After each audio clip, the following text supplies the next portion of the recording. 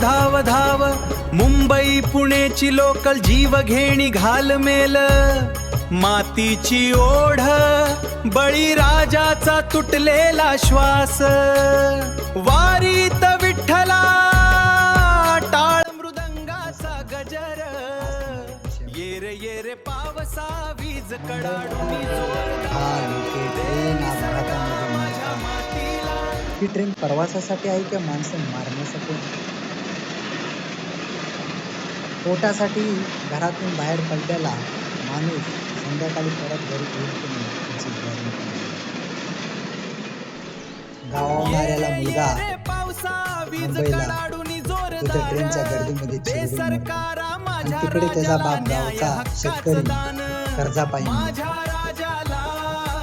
सरकारला नोकरदाराकडून टॅक्स हवा आहे, पण ट्रेन मध्ये उभं राहायला त्याला जागा देखील नाही. आणि शेतकऱ्याची कर्जमाफी करण्यासाठी त्याच्याकडे पैसे. सरकारला मला एक विचारायचं आहे, सामान्य माणसाचा जीव एवढा स्वस्त आहे का? तुम्ही गाड्या वाढवा आणि शेतकऱ्यांचा 7-12 कोरा करा.